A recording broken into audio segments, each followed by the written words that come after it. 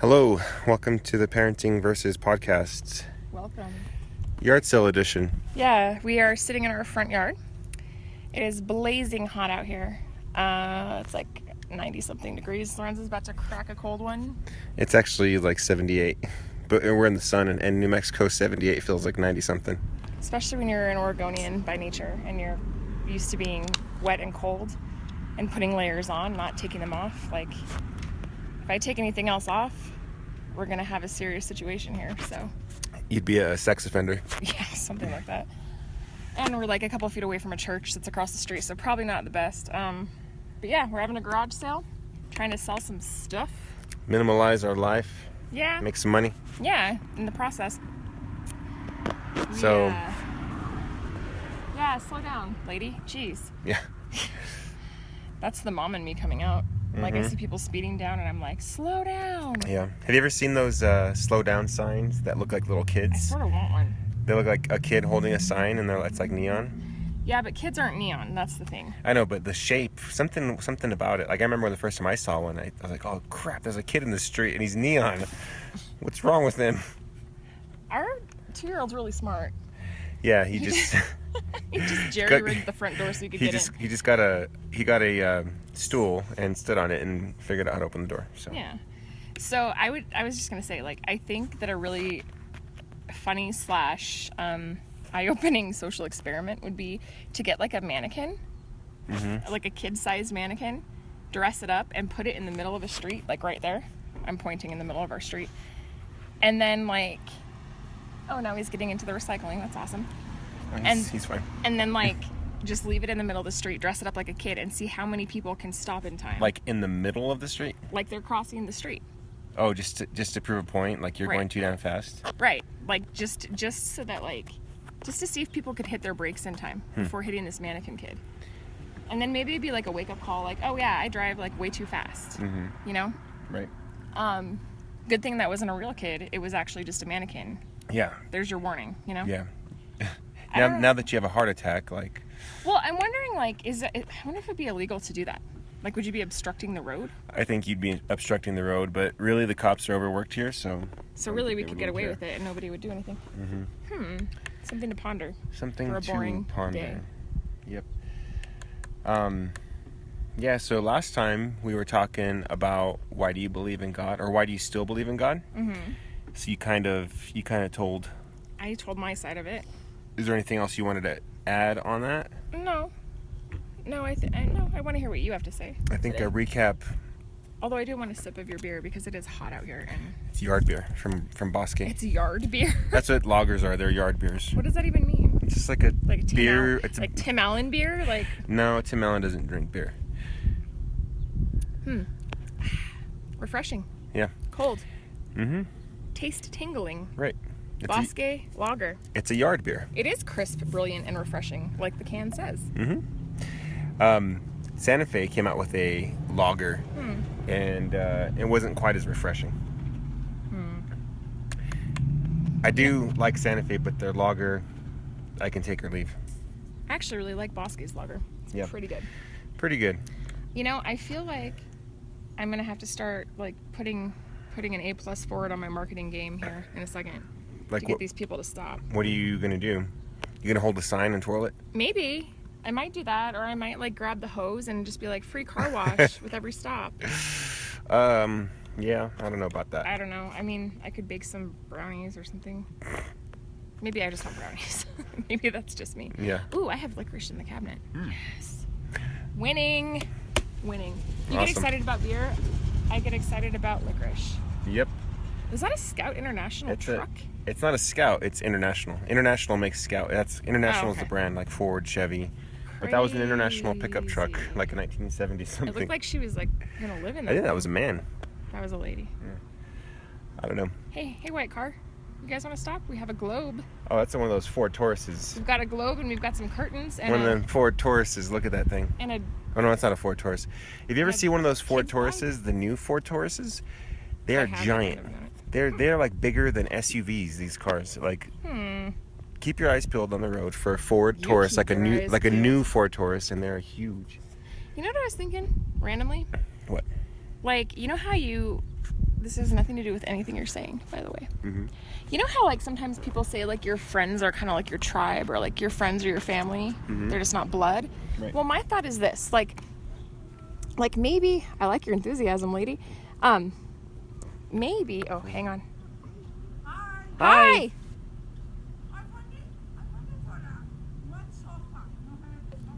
We No, don't we have don't any have a sofa. sofas. I'm sorry. Have a good day. Oh, she was cute. Yeah. She was German. Are you sure? I think so.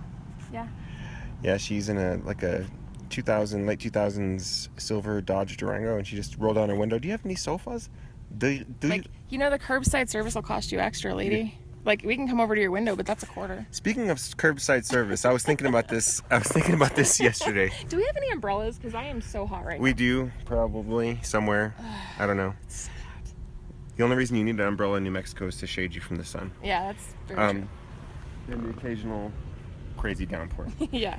But curbside service. Yeah. I was thinking about that the other day. You know how Walmart and Smith's you can like order your groceries and have them delivered Yeah. like outside, and then you can just drive.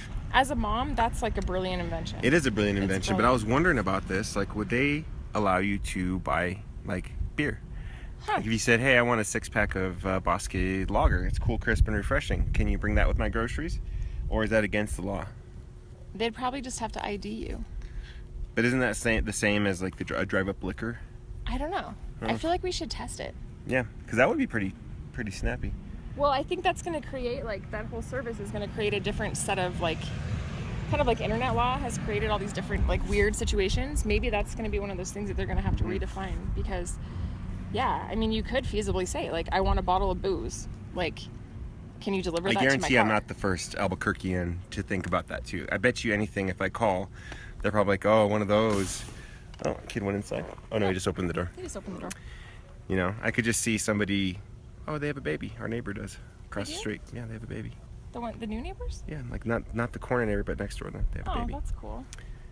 Do they want a sandbox or a changing table or maybe a humidifier for that baby? Or a breast pump. Yes, I have a breast pump. I was that's a little- brand new. That was hilarious. Yeah, this older Gentlemen. came by. I think he thought it was a tackle box. He was just kind of going through and like expecting it, and I was a little bit embarrassed to tell him. And then he's like, "Oh, what is this?" And I was like, "Oh, it's for nursing moms." And then For your boobs? and the wife was like, she's like, "It's a breast pump. You don't need it." And she made the signals. Yeah, she was explaining it to him in Spanish. I heard her. Yeah. She said it's for when they're pumping the milk, and I was like, "Oh, and La there leche. it is, La leche de la mamá. Well, they have La Leche League, too, you know. La Leche de la Mama. Yeah. Yeah, so that's what that's for. I have a feeling our son's gonna knock that entire Great. thing down. So should I start dabbling in why I believe or why I don't believe? No! He's fine. He's gonna try to get on that and it's gonna fall. Oh, here. Intervention required. Intervention required. I know my 2-year-old enough to know that that is a terrible idea. No, so what I was going to say about friends and tribes and stuff is, like, I feel like you can get into, like, this whole idea of, like, living in community, or you can just, like, rent. And, like, I would love it if, like, my friend Erin and then from Denver and then my brother and sister-in-law came and we all just, like, rented this amazingly huge, awesome house. Like a compound? No, because we wouldn't be, like, crazy religious fanatics, but it would just be like more like a commune, but not really like a hippie thing. Just like a, hey, we're friends and we can all live Yeah. together. It's cool. We like each other. I think the more people you have, the cheaper your cost of living would be. Yeah, duh. Like, if you were to get a 6-bedroom house somewhere, the rent, yeah, for a family is huge. But if you have, 2-3 families renting it, splitting that rent, boom. Yeah. Well, Not only are you splitting rent, you're splitting the internet costs, you're splitting your gas, your electric, all your utilities. but like not even splitting, like you're sharing too. Yeah. Like you're sharing a life and community with people, and you're providing like that in a Right. different way. And I know that that's probably the way cults start too, but Right. but I'm saying You can even share cars and stuff, you know what I mean? That's what I'm saying. Like, it would just be more of a cooperative. You know what I mean? Like, they have housing cooperatives. Where the whole, like, cooperative will vote on people that apply to live there, and then they make the decision on who moves in. Right, and they probably have like laws or bylaws to They do. kick somebody out. Well, they have a board and they have rules and things like that. But like, I kind of get that. Like, I feel like that would be a really great place. Like, not on the crazy religious side of things, but like, just for kids to kind of be kids and grow up and like have this community surrounding them of like-minded people. Right. So they have to make a statement of faith at least. Huh? They have to make a statement of faith at least. Oh, stop it. That's what organizations do. Not all. Well, some of them do. You could do like a farming cooperative where everybody like has a little patch of garden space, and like your job is the tomatoes and mine are like the green beans, and then This sounds like some cuckoo Taos stuff. Well, we have a customer. I think I'm gonna pause it for a minute. So we will be right back. Riley. All right, we're back. I know that there was no break on your side. We just said we were gone, and now we're back. But we did sell $7 worth of jewelry, so that was nice. Yeah, it's cool. It's always nice to be able to kind of like. That guy on the motorcycle has passed like 3 times. Really? Yeah. Well, I wish he'd just like stop and hang out. I mean, Yeah. he looks like Ramon in like 20 years. He looks like Jack Black from Anchorman. Yeah, a little bit. What does he say? Something, bruh? You hit me with a burrito, bruh?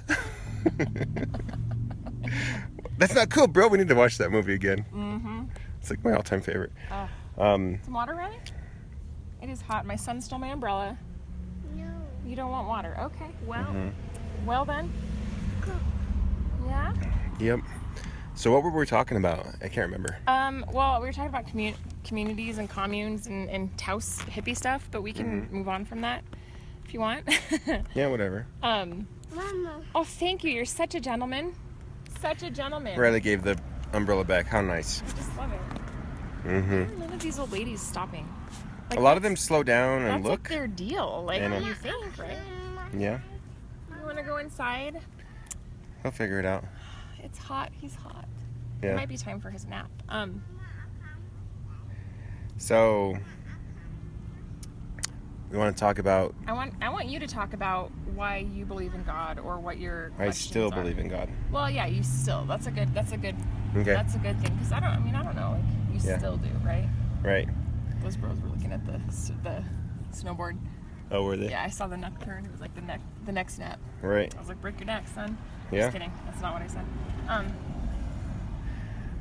So why do I still believe in God? Because I do.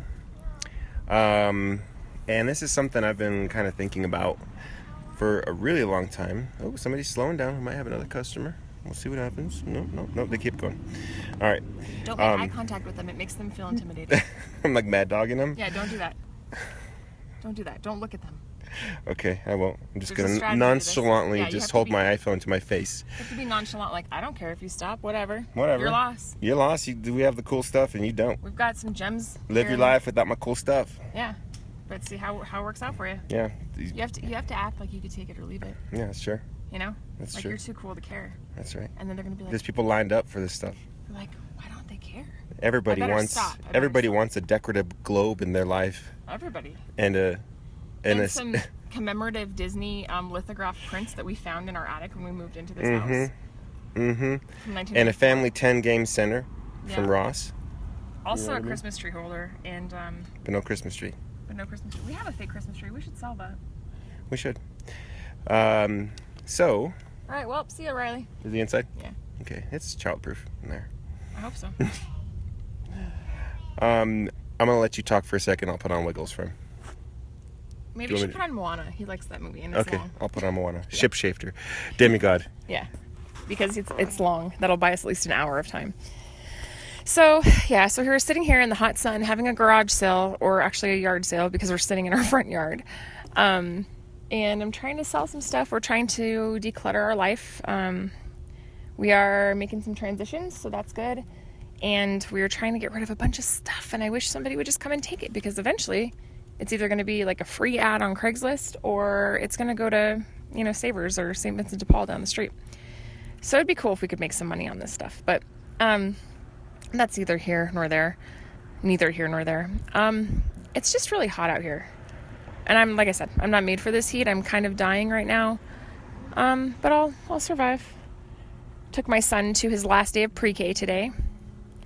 And he got his teacher a card and he was really shy about it. It's it's crazy to see him transition because he's been, I don't know, he's been growing a lot this year, like intellectually and emotionally and physically, and he's just like, he's 5 now, and it's weird because I feel like even in just this year he's changed so much. It was crazy. We watched The Lion, the Witch, and the Wardrobe the other day with him, and he totally got it. So it was interesting because he got the like allegories, he got like the point of it, he like asked really good questions, and I was pretty impressed that a 5-year-old watching that could actually like understand what was going on. Yeah, so that was interesting. Oh, we got a person turning around. Hey. Okay, I might have to stop this again, but so do your thing. We got a looky-loo. All right, I think they're just passing by, doing a U-turn so they can see. What were you talking about just now? I was talking about Luke and how like he totally got The Lion, the Witch, and the Wardrobe, and like he's gotten so big this year. I remember I was looking for jobs. Probably shouldn't say that, but anyway. Continue. I wasn't looking for jobs. Whatever. Anyway, the cat's out of the bag, I guess. But anyway, this lager is slightly more crisp and refreshing than the first. Yeah. Because it's colder. What was I going to say about Luke? Oh yeah, I was on my tablet, looking at my tablet in bed, and he kind of crawled in, wanted to cuddle. We let him cuddle, and you guys are watching it, and he started talking about like the metaphors and stuff. He's like, does Aslan break the stone or something like that? And I was like, what? Like, how do you get this? Like, no, he totally, like, he has an old soul, for sure. He's actually like a curmudgeon-y old man sometimes. He kind of is. He reminds me of like an 80-year-old man stuck in a 5-year-old Yeah, boy. man, and he cannot, dear Lord, he cannot handle the heat here. No. I was taking him because I've been in the house. It's summer vacation, and I have all summer off. And I've been in the house for 2 days, basically, until yesterday. And finally I was like, we need to get out. We're going to get in the car. It's 3 p.m. It was like 96 degrees outside. And I put him in the car, and he was like a curmudgeonly old man, like, oh, the heat, or he says the hotness, and he just was not having it. I can relate to him. I was like, dude, look at your brother and sister, they're cool. What about you? Well, they're all half New Mexican, but apparently he got a little more of the Oregonian in his blood. I can relate to that. I don't do well in heat. Unless there's water. Like if there's a pool or there's water, cool. Yes. There's an ocean, all right. But that stretch of 100-degree days that we had the other week, I didn't even feel it because I was sitting in that kiddie pool for basically the whole day. Well, I had to go to work and it was rough. Yeah. So, anyway, I guess I'll get to why I believe in God, still believe in God.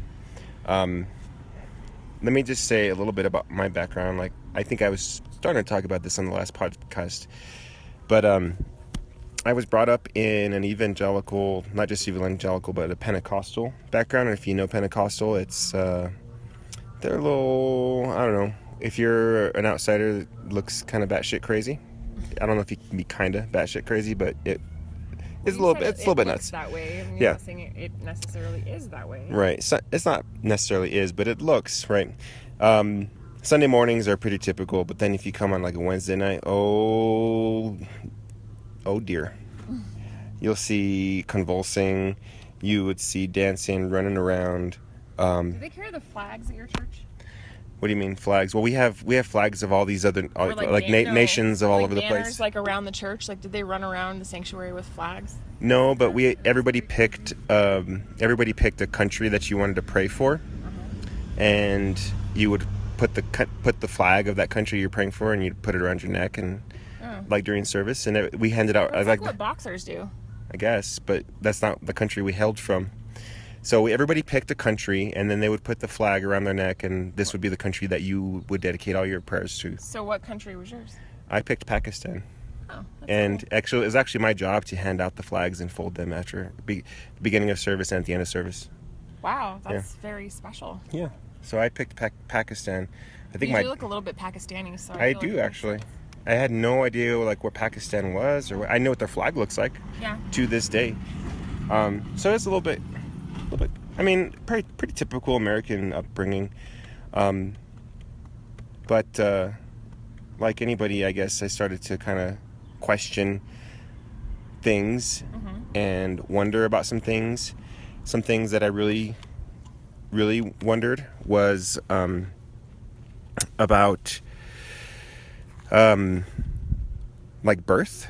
Like you're born into a culture and you happen to have a religion. Like this is your religion that you're born into. And that sprung up a bunch of questions in my mind. So I happened to be born, in Santa Fe, New Mexico. I should have been Catholic, but I ended up being, my parents converted to this Pentecostal evangelical church, and like by luck, I guess I happened to have the quote unquote right religion. So I started to wonder, what about all these other people? 1 point whatever billion people in India, 1 point whatever billion people in China, most of which are not Christian. In India you have Hinduism, in China you have Buddhism, and all kinds of other stuff, Taoism. And what I was taught in my upbringing is that, what was the verse? I am the only way. I can't remember the verse exactly, but nobody comes to the Father except through me, right? Through Jesus. But that kind of, and then that, and also, I can't remember the theological term. I've been listening to a bunch of theological podcasts, like Theology in the Raw and Pastors No Answers, and I think there's a couple other ones. But there's a theological term for the belief that if you are not, quote unquote, saved, like one of those Christianese terms, if you're not saved, if you have not asked Jesus in your heart and asked for forgiveness, then so sorry, you are going to happen to burn in hell forever for eternity. And that's the belief. That's the common belief. And that the theological term, I'm going to think about it. I'll probably remember it like in 20 minutes. I think it's called I think it's substitutionary atonement. I think that's the term. I'm probably wrong though. Right. Transubstantiation. I don't know. Anyway, that kind of didn't really make... Maybe. Who knows? But that kind of just... That whole thing is a big... something I've had to... I basically buried. I thought, okay, there's all these people who probably have never heard of Christianity, or they were just born into their culture, and this is the way things are. Just like how you are a Christian, I'm a Christian, because we were born into this, and this is the way we are, sort of thing. And God is love. I was taught that also. So why does this have to be this way? And I think if I ever had questions as to why is this the way things have to be, I would get the answer, well, that's the way things are. Like, you can't understand God. God is perfect and all-knowing, and you're never gonna understand this because it's just the way it is, or whatever. This is what the Bible says. The Bible says this, right? So that was a problem to me, and then also I asked the question too, like, okay, well, there were, lots and lots of native people here in North America that never even heard about Jesus before, like, missionaries got here. And then when the missionaries came here, they were not spreading love. They were doing awful things. They were pillaging in the name of God. They were pillaging, killing, raping, whatever. Mm-hmm. And say what you want about that, whatever. But there was a lot of people who were born, lived, and died without even hearing the name Jesus or knew who God was or whatever. Mm-hmm. So what about them? Oh, sorry, God created you, but I guess He wanted you in hell.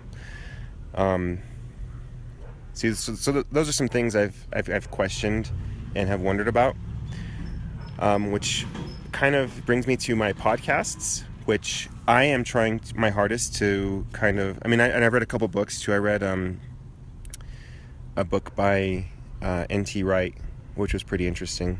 He's a theologian from Britain. And then I listened to some podcasts, and they're super smart people, and they just kind of talk about things. What was I talking about? I lost my train of thought. You read a book by N.T. Wright. I read a book about M.T. Wright. Totally different cultures not hearing about. Yeah. So what I'm finding out is that a lot of people are in my position where they're just like, well, there's a lot of things, a lot of truths I see in the world. There's a lot of truths that you see, but in order to kind of make this happen, you have to deconstruct your faith, like tear it down, ask the questions, and then reconstruct it. Build it back up with things that make sense. And I'm a firm kind of believer that I have a brain for a reason, and I have logic, and I have thought, and I can think about these things on my own, and I can see things that make sense. Like I was built like that for a reason, I believe, at least. Mm-hmm. So that's kind of where I am. Mm-hmm. We might have another customer. We'll see. She's kind of slowing down. Nope, heading out. Mm-hmm. That's kind of where I am. But the truth that I see, I think, happens in relationships, and also happens for me. It happens in nature. So, in like natural law. And that's why you still believe? And that's why I still believe, right? Because I can go, and you could probably explain this evolutionary, whatever, but I think that, okay, and murder me if you want. Don't do that. But murder me with your mind if you want. But I think that we have a lot of evidence for evolution, and I feel like that's a pretty elaborate, awesome way for things to take place. Well, I don't know where you stand on that, or where anybody else stands on that, but I think that's kind of where I am. I'm sorry. And I also believe that, man, I don't know. I'm kind of out there with my thoughts. And well, but the thing is, like, why can't God and evolution coexist together? Like, I don't like that there's two schools of thought. Like, either you're for or against, which means you're for or against God. Like, you know what I mean? No. So, like, if you believe in evolution, you can't possibly believe in God. Or if you believe in God, you can't possibly believe in evolution. Isn't there a way for that to coexist? Like, yeah. God could create animals and plants and things to evolve on Earth. Right. He could set things in motion so that they evolve in a certain timeline if he so chooses. Right. So why is it so hard to believe? And then people talk about Genesis, and I get that. How's that licorice? Oh my gosh, it's so good. Cool. Lorenzo hates when I eat things around him, but I'm not going to stop. I don't hate it. I just wonder how you can talk with it. I don't have to talk. You can just keep talking. Go ahead. Go ahead.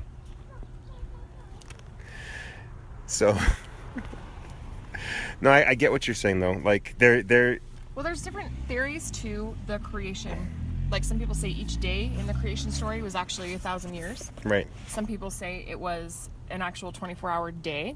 Mm-hmm. Some people say, because God is outside of time and a day is like 1,000 years and 1,000 years is like a day to God. Like, because we have no concept or understanding of time like God does, and we're not outside of time, I sometimes think that maybe he just said days so that we would have some small inkling of an idea. You know what I mean? Right. Like, it's not like he's going to be like, well, it was 1,000 years, and then I had these animals evolve, and these other ones evolved, and then this happened, and that happened, and then I decided, like, that man should show up, and da-da-da. I just don't think that when he created man, like, we were at that point yet. Right. Hi. Hello. Like, I don't... I in the just slow roll. I don't think that they would understand, like... Nope. Yeah. Heading out. They weren't interested. Man, we suck. That's okay. Whatever. We're having fun. Yeah, but I don't think that people in their small brains and understanding of the world, especially if you're like in Genesis and the world is a new thing for you and life is new and you're the first person on earth, you can even begin to comprehend all that. Right. And I think God knows that. Mm-hmm. And I also think that scientific discovery is something that you should not be in conflict with. Like, this is something that is important, right? And yeah, discovery is always happening. It's not so there's static, and static means that it's changing, right? So it's always changing. But yeah, that's kind of my spiel. Like I'm in a reconstruction. Well, maybe I still might be a little bit in the deconstruction phase of my faith, like figuring things out. I still have faith. I still see truths. These truths have been kind of Do they hold amplified it. Self-evident? Yes, that all men are created equal. I was just wondering. So that's my deal. Like the truths I see, like have been amplified since I've had kids, and that just happens. You know, I for sure Well, feel this love for my kids, and again, that could be explained evolutionary. I get it, but I believe these things. but right? even the act of conceiving a child and carrying a child full term for 9 months and then giving birth is evidence of an evolutionary change. I didn't do that. But I did. Yeah. 3 times. Mm-hmm. It starts out as 2 different organisms coming together, and then the cells are shifting and moving and changing, and they become one organism, and then that organism evolves and changes and grows. Mm-hmm. Can I borrow this for a little bit? How about that? Sorry, we're trying to figure out the umbrella situation. The embryo evolves into a fetus, and it keeps growing, and then you give birth and you have a baby. So evolution So that is kind of confirmation of some kind of evolutionary process happening. I'm not sure why we argue that so much. Evolution just means change over time. So an embryo growing, I guess, would be like under that definition, change over time, because it's a really short time. But anyway, I got you. Well, even our bodies, as we live and we get older and we become elderly and then we eventually die, evolve. Yeah, And we change we're changing. matter. We're changing. We change into like I think organic matter when we die. the problem is to think about human origin, so that that's where it really gets kind of sticky for people. Yeah. Is like we have 2 people kind of slowing down. We'll see what happens. But where evolution gets kind of sticky is like, there's a common ancestor for everything. Even like at some point in our timeline, there's a common ancestor for a tree and a human, and that's hard for some people to swallow. Or human origin coming from apes. That's a big deal for people, because naturally you're going to think, but humans are special, which I think humans are special. But to think like, you have like you and chimpanzees have a really recent common ancestors, like 100,000 years, 200,000 years ago. I don't know exactly. I know it's in the hundreds of thousands of years ago. Common ancestor. My only issue with that, and I'm just saying this from a logical standpoint, is like if we humans exist right now, and apes also exist, there has to be a common ancestor that still exists too. Because either we would stop evolving into humans, or there would cease to be apes. Do you see what I'm saying? Like, what makes one group of apes evolve into humans? That common ancestor became extinct. But that doesn't make sense. Animals become extinct all the time. But if that one common ancestor became extinct... We have fossil remnants of these common ancestors. Like 2? Yeah, we went to the Natural History Museum. I know. I'm just saying, like you can't have both. Like, you have to have evolutionary, like, one or the other. Because one evolves into the other. And so if, like, apes were going to become smarter, why would we not just have apes? So this is over a really, really long time. But why do we have both now is what I'm saying. Because what happens is, like, you have a population of one species, and then for some reason those species become separated for some reason. They become maybe they're like they're like in a herd. Animals tend to be in like herds and their families, and if they're smarter, even lions. You have a pride of lions, and they all know each other. So if you have even a smarter organism than a lion, like some sort of ape, apes are super smart, and they are super like family oriented. You have a family of the same species, and then they move. So you have like a family of apes that are in like a jungle, where they're okay with living in the trees and catching animals, things like that. And then you have another family of apes that go to like a grasslands. They have to live a little bit differently. And then what happens is there are genetic mutations. So, and I taught this all to my kids, so I can kind of talk about it. There's a genetic mutation. Are you saying I have the understanding of a special ed high schooler? No, I taught my special ed kids. I taught them general ed curriculum. But what happens is there's a genetic mutation. So during, is it mitosis or meiosis? I should know this. It's mitosis. I'm gonna, Or stuff blew over. I'll get in a second. Pause. I'm not going to pause. Okay. I'm going to keep talking. Well, can you check on Riley too? Can we put these away? No, I'm going to keep talking. So, sit back, listen. Do you want me to hold those for you? there's a genetic mutation, and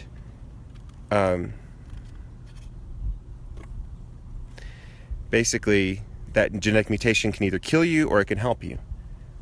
So that tribe that was in the savannah, in the grasslands, whatever, they had a genetic mutation that, holy cow, like this was a genetic mutation that allowed them to survive. So they're going to pass on that genetic mutation, because the people from the animals from the tribe that didn't have the genetic mutation, they're dead because they couldn't survive, and this genetic mutation that they have now allows them to survive. So there's a lot to it, and I don't think that Christians have taken the time to even, and I'm spending way too much time on evolution, but have taken the time to even ponder things. So here's one thing I did in college. I took an evolutionary anthropology class just because I wanted to get all this information and I wanted to disprove it. I wanted to poke all the holes in it. Like I was going to be that guy that did that.